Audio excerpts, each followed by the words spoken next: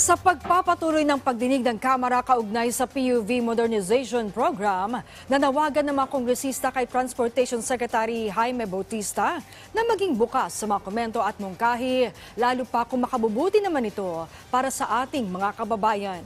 Yan ang ulat ni Mela Las Moras.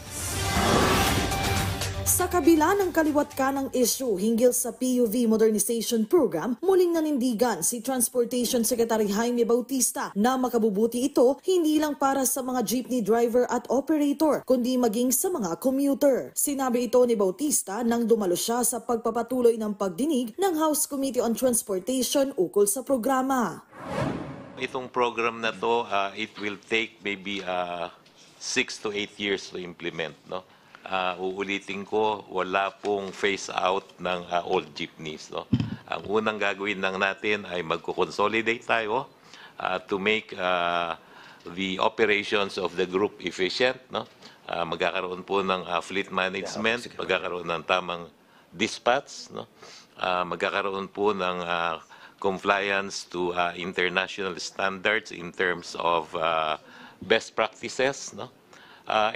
Pag nagawa po natin to, even with yung mga old jeepneys, as long as these are roadworthy, is we can still provide comfortable, accessible, safe, secured, and affordable travel experience. Isa sa mga pangunahing bahagi ng PUV-MP ang consolidation o pagsali ng mga driver at operator sa mga kooperatiba o korporasyon kung saan pagsasama-samahin ang kanilang individual franchise. Pero kamakailan lang din, napalawig pa ang deadline nito hanggang sa April 30. Sabi ni Bautista, sa ngayon may mga lugar na sa bansang kahanga-hanga ang estado pagdating sa PUV-MP.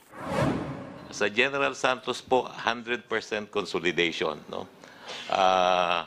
Ang modernized jeepney po nila ay napakarami na. Meron silang electric jeepneys, meron silang jeepneys with Euro 4, Euro 5 engines. No?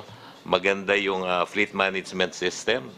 Sa kabila nito, sama-sama namang nanawagan ang ilang kongresista sa DOTR. Sana'y payagan na lang ang pagkakaroon ng individual na prangkisa at ang i-consolidate na lang tanging ang operasyon ng mga jeepney.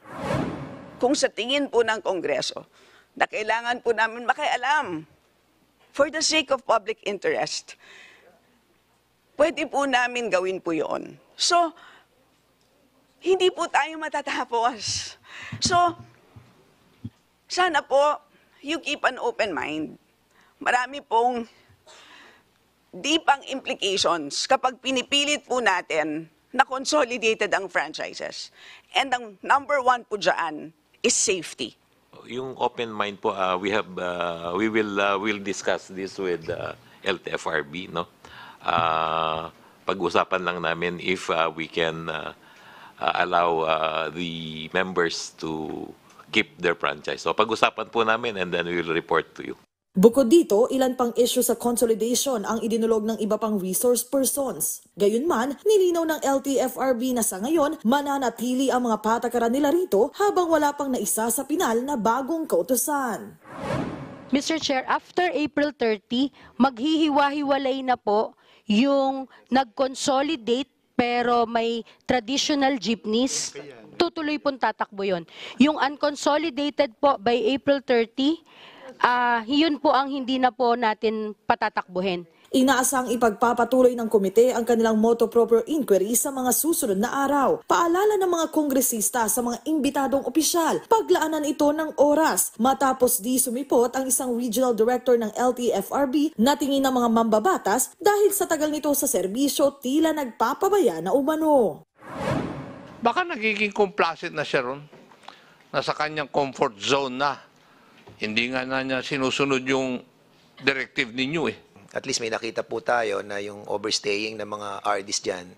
I think it's high time that, Mr. Secretary, that we have to resolve this problem of overstaying officials.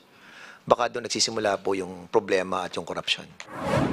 Mahalagang bahagi ng buhay ng bawat isa ang transportasyon, kaya't anumang mga issue na iniuugnay sa sektor na ito talaga namang tinututukan ng mga kongresista.